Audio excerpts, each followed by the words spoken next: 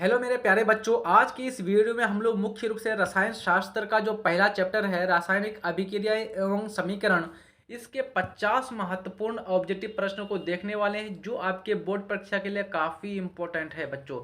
सारे प्रश्नों को आंसर जो है, सारे प्रश्नों का जवाब आपको उत्तर यानी कि कमेंट बॉक्स में देना है बच्चों। जो प्रश्न आपसे नहीं बनेगा आपको क्या करना है, अपने नोट कॉपी में नोट डाउन कर लेना है। जो प्रश्न आपको पूछा हुआ है उन प्रश्नों को मैं यहाँ पर ऐड कर दिया हूँ। जैसे 2009 से लेकर के 2023 तक जो भी प्रश्न आपको आया हुआ है बच्चों, वो सारे प्रश्न मैं यहाँ पर आपको जोड़ दिया हूँ। चलिए, पहला प्रश्न है आपका, चीनी का रासायनिक सूत्र है। तो चीनी का रासायनिक सूत्र क्या होता है? बिल्कुल आपका C12H22O11 यानी कि सी ऑप्शन बिल्कुल सही हो जाएगा। अगला प्रश्न है, निम्नलिखित में कौन अपघटन अभिक्रिया है? अपघटन अभिक्रिया का मतलब वैसी अभिक्रिया जिसमें कोई एक बड़ा सा पदार्थ टूट करके दो बड़े पदार्थों जो छोटे छोटे पदार्थों में बदल जाता है तो उसको बोलते हैं अपघटन अभिक्रिया। सही से देखेंगे तो सी ऑप्शन बिल्कुल सही हो जाएगा, पोटेशियम क्लोरेट। यहाँ पर पोटेशियम क्लोराइड और ऑक्सीजन में अलग हो गया, दो पदार्थों में बढ़ गया है। तीसरा नंबर का प्रश्न है जो 2016 में पूछा हुआ है कि नाइट्रोजन डाइऑक्साइड के धुएं का रंग कैसा होता है? तो नाइट्रोजन डाइऑक्साइड जो होता है बच्चों, NO2 नाइट्रोजन डाइऑक्साइड, ये मुख्य रूप से इसका जो कलर होता है वो भूरा कलर का होता है। अगला प्रश्न है, निम्नलिखित में कौन विस्थापन अभिक्रिया है? ध्यान से देखेंगे, विस्थापन अभिक्रिया में एक परमाणु दूसरे यौगिक में उपस्थित परमाणु को विस्थापित कर देता है। तो सी ऑप्शन बिल्कुल सही हो जाएगा। यहाँ पर जिंक क्या कर रहा है? हाइड्रोजन को विस्थापित कर दिया है। अगला प्रश्न है 5वें नंबर का, निम्न में कौन ऑक्सीकरण की क्रिया नहीं है? ये प्रश्न 2021 में आया हुआ है। दहन में ऑक्सीकरण होता है, श्वसन ऑक्सीकरण, भोजन का पाचन ये भी ऑक्सीकरण, लेकिन अवक्षेपण मुख्य रूप से ऑक्सीकरण की क्रिया नहीं होती है। ऑक्सीकरण की क्रिया का कहने का सेंस है बच्चों, जिस अभिक्रिया में ऑक्सीजन जुड़ता है उसको बोलते हैं ऑक्सीकरण की क्रिया। दहन में कोई भी पदार्थ जलता है तो वहां पर ऑक्सीजन की जरूरत पड़ती है। श्वसन, सांस लेते हैं तो ऑक्सीजन की जरूरत पड़ती है। भोजन पचाने के लिए ऑक्सीजन की जरूरत पड़ती है, लेकिन अवक्षेपण अभिक्रिया में ऑक्सीजन की जरूरत नहीं पड़ती है। छठा नंबर का प्रश्न है, निम्नलिखित में कौन दहन अभिक्रिया है? दहन अभिक्रिया मतलब कि यहाँ पर कोई पदार्थ जलेगा, उबलता हुआ जल, मोम का पिघलना, पेट्रोल का जलना, या फिर इनमें से कोई नहीं। तो बिल्कुल यहाँ पर राइट ऑप्शन कौन सा हो जाएगा बच्चों? आपका ए हो जाएगा, उबलता हुआ जल। यदि जल उबल रहा है तो इससे ये नहीं फिक्स है कि यहाँ पर दहन की क्रिया हो रही है। ठीक है। अगला प्रश्न है आपका 7वें नंबर का, प्रकाश रासायनिक अभिक्रिया में क्या होता है? प्रकाश रासायनिक अभिक्रिया में किसका उत्सर्जन होता है बच्चों? प्रकाश का अवशोषण होता है, प्रकाश का उत्सर्जन होता है, पदार्थ का विघटन होता है, या फिर प्रकाश का विघटन होता है। तो प्रकाश रासायनिक अभिक्रिया में ध्यान से देखेंगे तो पत्तियां क्या करती है? सूर्य के प्रकाश को अवशोषित करती है, इसलिए यहाँ पर प्रकाश का अवशोषण ए ऑप्शन बिल्कुल राइट हो जाएगा। 8वें नंबर का प्रश्न है, समीकरण 2H2 प्लस O2 मिलके H2O यानी कि जल का निर्माण किया, तो यहाँ पर कौन सी अभिक्रिया हुई? ध्यान देंगे तो H2 मिला किसके साथ? O2 के साथ। तो H2 और O2 जब दो पदार्थ जुड़ता है और जुड़ करके एक सिंगल पदार्थ का निर्माण करता है तो इसे बोलते हैं संयोजन अभिक्रिया। ए ऑप्शन बिल्कुल सही हो जाएगा। 2020 में ये प्रश्न पूछा हुआ है। अगला प्रश्न है, रेडॉक्स अभिक्रिया में होता है। तो रेडॉक्स अभिक्रिया बोलते हैं बच्चों जब ऑक्सीकरण और अपकरण की अभिक्रिया साथ साथ होती है तो उसे कहते हैं रेडॉक्स अभिक्रिया। रासायनिक अभिक्रिया के दौरान किसी पदार्थ में ऑक्सीजन का जुड़ना क्या कहलाता है? अपचयन, उपचयन, संक्षारण, इनमें से कोई नहीं। 2019 और 2020 में ये प्रश्न पूछा हुआ है। तो जब भी रासायनिक अभिक्रिया के दौरान किसी पदार्थ में ऑक्सीजन जुड़ेगा तो उसको बोलेंगे उपचयन यानी कि ऑक्सीकरण। अगला प्रश्न है 11वें नंबर का, जिस न्यूनतम ताप पर कोई पदार्थ जलना शुरू करता है तो उसे क्या कहते हैं? तो उसको बोलते हैं क्रांतिक ताप। जिस भी ताप पर कोई पदार्थ जलना शुरू करेगा बच्चों उसको क्या बोलेंगे? 1 सेकंड बच्चों। यहाँ पर आपका राइट आंसर क्या हो जाएगा? ज्वलन ताप हो जाएगा बच्चों। ए ऑप्शन बिल्कुल सही हो जाएगा, ज्वलन ताप। जिस ताप पर कोई पदार्थ जलना शुरू करेगा उसको बोलेंगे ज्वलन ताप। अगला प्रश्न है, रासायनिक अभिक्रिया के दौरान किसी पदार्थ में ऑक्सीजन का ह्रास कहलाता है। जब रासायनिक अभिक्रिया के दौरान किसी पदार्थ से ऑक्सीजन क्या होता है? बाहर निकल जाता हो, ऑक्सीजन की संख्या में कमी आ जाती है तो उसे कहते हैं अपचयन अभिक्रिया। ये ऑप्शन बिल्कुल सही हो जाएगा। 19 में पूछा हुआ है प्रश्न 2000। अगला प्रश्न है, द्रवित सोडियम क्लोराइड का वैद्युत अपघटन करने पर सोडियम जमा होगा। द्रवित सोडियम क्लोराइड यानी NaCl का जब वैद्युत अपघटन करेंगे तो ये टूट करके जो सोडियम है कहाँ पर जमा होगा? तो हम लोग जानते हैं बच्चों सोडियम एक धातु है और धातु हमेशा पॉजिटिव होता है यानी कि धनात्मक होता है। प्लस वाला किधर जाएगा बच्चों? माइनस की तरफ जाएगा। और माइनस कौन होता है? कैथोड। कैथोड होता है माइनस, तो हमारा कैथोड में जमा हो जाएगा। बी ऑप्शन बिल्कुल सही हो जाएगा। अगला प्रश्न है साग सब्जियों का विघटित होकर कंपोस्ट बनना किस प्रकार की अभिक्रिया है। तो जो भी साग सब्जियां जो भी होती है बच्चों, वो जो सड़ करके गल करके कंपोस्ट बनता है, खाद का निर्माण करता है, वो मुख्य रूप से ऊष्मा का उत्सर्जन करता है, ऊष्माक्षेपी अभिक्रिया कहलाएगा। ये प्रश्न 2017 में आया हुआ है। अगला प्रश्न है खाना बनाने में प्रयुक्त द्रवीभूत पेट्रोलियम गैस का प्रमुख अवयव है। तो मुख्य रूप से जो हमारा एलपीजी होता है बच्चों, इसका जो मुख्य घटक होता है वो होता है हमारा ब्यूटेन। ब्यूटेन का सूत्र होता है बच्चों C4H10, याद रखेंगे C4H10। अगला प्रश्न है सोडियम सल्फेट मिल रहा है किसके साथ, बेरियम क्लोराइड के साथ, और बनाना है barium sulphate plus sodium chloride. ये किस प्रकार का अभिक्रिया है। यदि आप ध्यान से देखेंगे बच्चों तो सिर्फ यहाँ पर मूलकों का आदान प्रदान हुआ है। सोडियम सल्फेट किसके साथ चला गया, तो सल्फेट यहाँ पर बेरियम के पास चला गया और सोडियम क्लोराइड के साथ मिलकर के सोडियम क्लोराइड बना दिया। तो हमको पता चला यहाँ पर आयनों का आदान प्रदान हुआ है, मूलकों का आदान प्रदान हुआ है। तो वैसे अभिक्रिया जिसमें आयनों का आदान प्रदान होता है उसे बोलते हैं द्विविस्थापन अभिक्रिया। सी ऑप्शन बिल्कुल सही हो जाएगा। 7वें नंबर का प्रश्न है संतुलित रासायनिक समीकरण विज्ञान के किस सिद्धांत पर कार्य करता है। जो भी हमारा बैलेंस केमिकल रिएक्शन होता है बच्चों, संतुलित रासायनिक समीकरण, वो द्रव्यमान की अनश्वरता के सिद्धांत पर कार्य करता है। जो हमारा किसके द्वारा दिया गया था, कमेंट बॉक्स में बताइए। तो द्रव्यमान की अनश्वरता का सिद्धांत किसके द्वारा दिया गया था। तो इसके अनुसार क्या है कि द्रव्यमान अनश्वरता का सिद्धांत के अनुसार न तो द्रव्यमान का निर्माण कर सकते हैं और न ही द्रव्यमान का नष्ट कर सकते हैं, इसलिए किसी भी रिएक्शन को संतुलित किया जाता है। 18वें नंबर का प्रश्न है उपचयन वह क्रिया है। ये काफी सिंपल प्रश्न है, 2017 और 2023 दो बार पूछा हुआ है। उपचयन के बारे में पूछ रहा है बच्चों। जब भी आपको उपचयन में पूछे तो 3 चीज याद रखेंगे। उपचयन में ऑक्सीजन जुड़ता है, हाइड्रोजन घटता है और इलेक्ट्रॉन का त्याग होता है। इन तीनों चीजों को याद रखेंगे तो आपका आसानी से ये प्रश्न हल हो जाएगा। ए में दिया ऑक्सीजन का योग, बिल्कुल सही। बी ऑप्शन में है हाइड्रोजन का वियोग, हाइड्रोजन का घटना, बिल्कुल सही। इलेक्ट्रॉन का त्याग, बिल्कुल सही। तो यहाँ पर डी ऑप्शन बिल्कुल राइट हो जाएगा। अगला प्रश्न है जिस रासायनिक अभिक्रिया में प्रतिफल के साथ साथ ऊष्मा का उत्सर्जन होता है। क्या पूछ रहा है क्वेश्चन, ऊष्मा का उत्सर्जन। तो किस अभिक्रिया में ऊष्मा का उत्सर्जन होता है, ऊष्माक्षेपी अभिक्रिया, यानी कि ए ऑप्शन बिल्कुल सही हो जाएगा। 20वें नंबर का प्रश्न है श्वसन किस प्रकार की रासायनिक अभिक्रिया।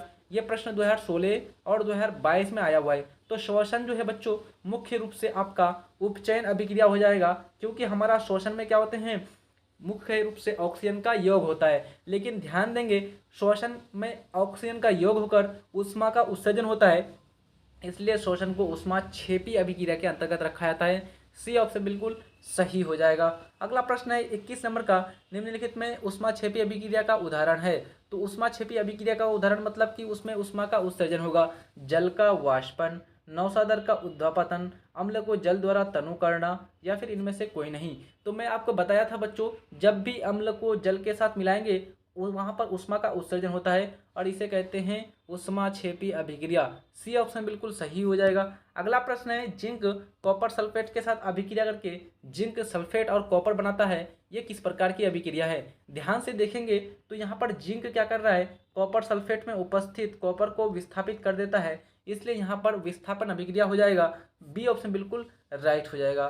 23वें नंबर का प्रश्न है लौह चूर्ण पर तनु हाइड्रोक्लोरिक अम्ल डालने पर कौन सी गैस उत्सर्जित होगी। तो ध्यान रखेंगे लौह चूर्ण, लोहा एक हमारा क्या है बच्चों, धातु है, और जब भी धातु पर अम्ल डालते हैं तो अम्ल डालने पर हाइड्रोजन गैस बनता है। कौन सा गैस बनता है, हाइड्रोजन गैस। तो यहाँ पर ए ऑप्शन बिल्कुल सही हो जाएगा।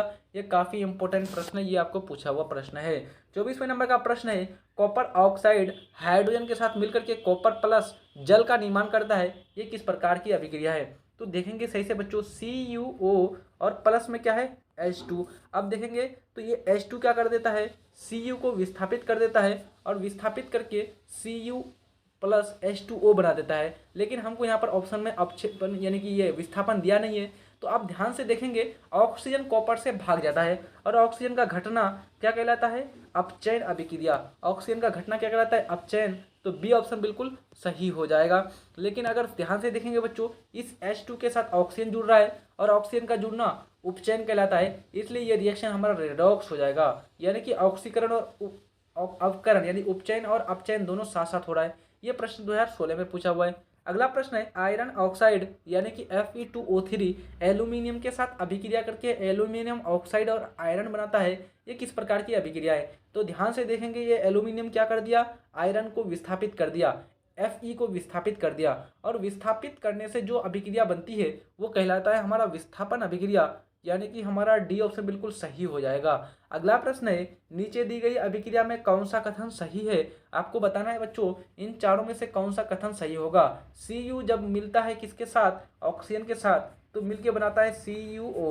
यहाँ पर ध्यान से देखेंगे बच्चों तो देखेंगे कॉपर के साथ कौन जुड़ रहा है, ऑक्सीजन जुड़ रहा है, तो कॉपर का हो जाता है ऑक्सीकरण। जिस पदार्थ के साथ ऑक्सीजन जुड़ता है उस पदार्थ का ऑक्सीकरण हो जाता है, तो यहाँ पर ए ऑप्शन बिल्कुल सही हो जाएगा, कॉपर का ऑक्सीकरण हो रहा है। अगला प्रश्न है 27वें नंबर का, द्रवीकृत पेट्रोलियम गैस यानी कि जो हमारा लिक्विफाइड पेट्रोलियम गैस है LPG, इसका जलना निम्नलिखित में से किस प्रकार की अभिक्रिया है? तो जो भी LPG हम जलाते बच्चों घरों में, किचन रूम में गैस सिलेंडरों का प्रयोग जो करते हैं, ये मुख्य रूप से दहन के अंतर्गत आता है। किसके अंतर्गत? दहन के अंतर्गत, इसलिए सी ऑप्शन बिल्कुल राइट हो जाएगा। अगला प्रश्न है वसा युक्त खाद्य पदार्थों को सड़ने से बचाने के लिए जिस बाहरी पदार्थ का इस्तेमाल करते हैं उसको क्या कहते हैं? तो जब भी कोई फैटी पदार्थ हो, वसा युक्त पदार्थ हो, उसको सड़ने से बचाने के लिए उसमें हम लोग एंटीऑक्सीडेंट नामक पदार्थ मिला देते हैं, यानी जो क्या करता है उस पदार्थ को, उस खाने वाली चीज को सड़ने से बचा देती है। तो बी ऑप्शन बिल्कुल सही हो जाएगा। 29वें नंबर का प्रश्न है प्रकृति में ऑक्सीजन का संतुलन कैसे बना रहता है? 2011 में यह प्रश्न पूछा हुआ है और ये प्रश्न आपको एक बार बायोलॉजी में भी आया हुआ है। तो ध्यान रखेंगे जो प्रकृति है यहाँ पर ऑक्सीजन का जो संतुलन है वो प्रकाश संश्लेषण की प्रक्रिया के द्वारा बना रहता है। अगला प्रश्न है अभिक्रिया CaO प्लस H2O मिलकर के CaOH का हॉल 2 यानी कि कैल्शियम हाइड्रोक्साइड का निर्माण करता है। ये प्रश्न 2022 में पूछा हुआ है। तो कह रहा है ये किस प्रकार की अभिक्रिया है? वियोजन, संयोजन, यौगशील या फिर प्रतिस्थापन? तो ध्यान से अगर देखेंगे बच्चों यहाँ पर कौन सी अभिक्रिया हो रही है?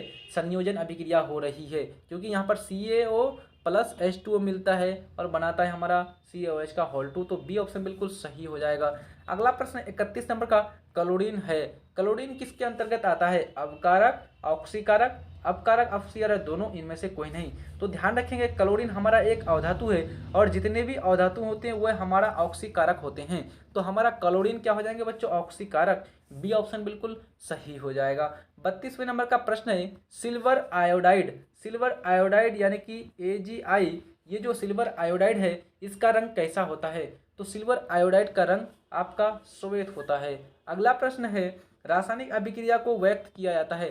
कोई भी रासायनिक अभिक्रिया को हम लोग किस प्रकार से व्यक्त करते हैं? संकेतों के रूप में, अणुसूत्रों के रूप में, समीकरणों के रूप द्वारा, सरल सूत्रों के द्वारा। तो कोई भी रासायनिक अभिक्रिया हो उसे हम समीकरणों के द्वारा क्या करते हैं बच्चों? दर्शाते हैं। अगला प्रश्न है जल के एक अणु में हाइड्रोजन एवं ऑक्सीजन के परमाणुओं की संख्या का क्या अनुपात है? तो अगर देखेंगे जल का बच्चों सूत्र तो होता है H2O।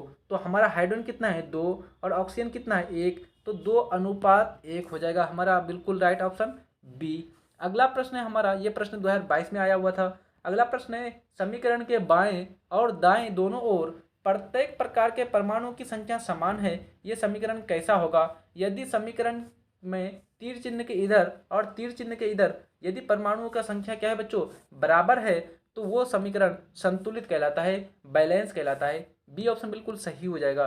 36 नंबर का प्रश्न है 36 नंबर का प्रश्न है बच्चों कि चूना जल का रासायनिक सूत्र का नाम क्या है? चूना जल का जो रासायनिक सूत्र है यानी रासायनिक नाम क्या है चूना जल का? तो चूना जल का सूत्र होता है बच्चों CaOH का हॉल 2। और जब भी रासायनिक नाम पढ़ेंगे बच्चों यहाँ पर देख करके पढ़ेंगे। तो ये हमारा कैल्शियम, ये हमारा हाइड्रोक्साइड, और यहाँ पर कितना बच्चों? 2 है हमारा। तो लिखेंगे कैल्शियम हाइड्रोक्साइड है ना, इसका 2 यहाँ पर पढ़ाने जाएगा। सिर्फ और सिर्फ ये 2 क्यों आया है? कैल्शियम की संयोजकता, कैल्शियम की बैलेंसी के कारण आया है। ठीक है, तो कैल्शियम हाइड्रोक्साइड इसका क्या नाम हो जाएगा? रासायनिक नाम, केमिकल नेम। तो बी ऑप्शन बिल्कुल सही हो जाएगा। यह प्रश्न हाल ही में यानी कि 2023 में आपको आया हुआ है। अगला प्रश्न है निम्नांकित में कौन ऑक्सीकारक है? आपको बताना है बच्चों ऑक्सीकारक कौन होगा इसमें से? H2CO, H2S या फिर O।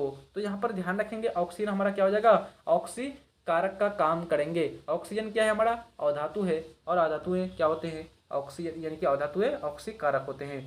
निम्नलिखित में कौन सा पदार्थ बिना ज्वाला के जलता है? यानी कि जब उस पदार्थ को जलाएंगे तो आप जो है मुख्य रूप से ज्वाला नहीं दिखेंगे। यानी कि किसी भी पदार्थ को जलाते हैं तो इस प्रकार से निकलता है ना बच्चों, ज्वाला, है ना। लेकिन उस पदार्थ को जलाएंगे तो आपको ज्वाला नहीं दिखेगा, तो मुख्य रूप से कोयला हो जाएगा। कोयला को जलाते हैं सिर्फ ऊष्मा प्राप्त होता है, उसमें प्रकाश ज़्यादा उत्पन्न नहीं होती है, ज्वाला उत्पन्न नहीं होता है।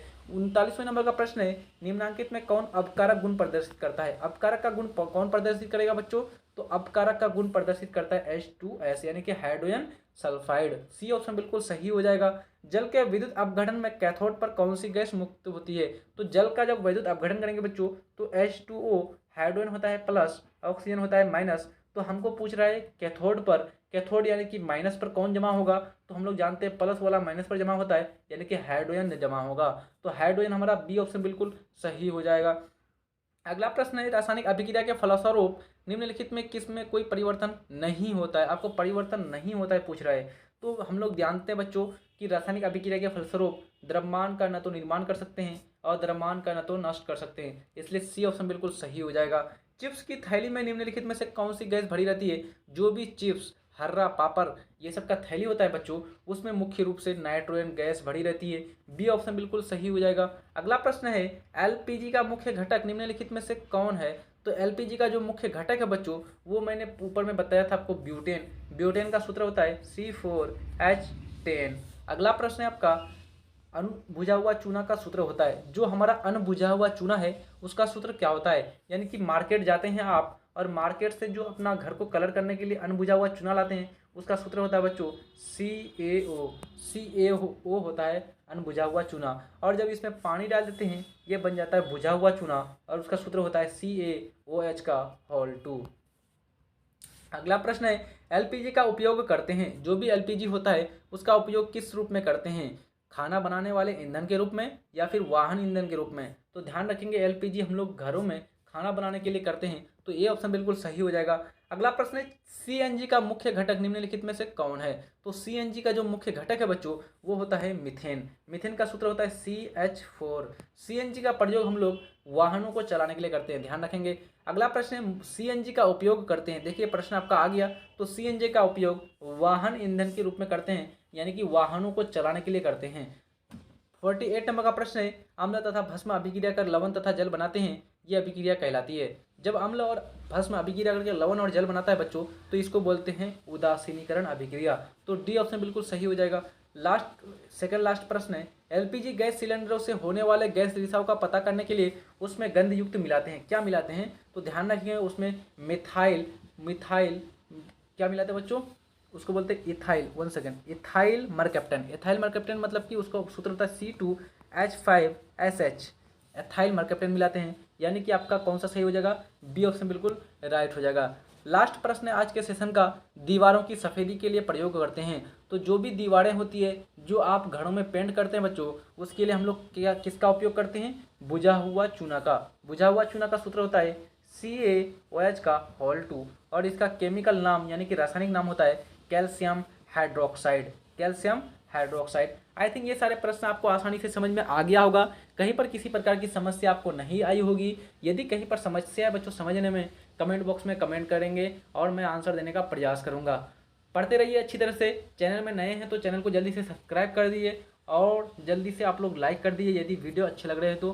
पढ़ते रहिए अच्छी तरह से। मिलते हैं नेक्स्ट वीडियो में, तब तक के लिए जय हिंद, धन्यवाद।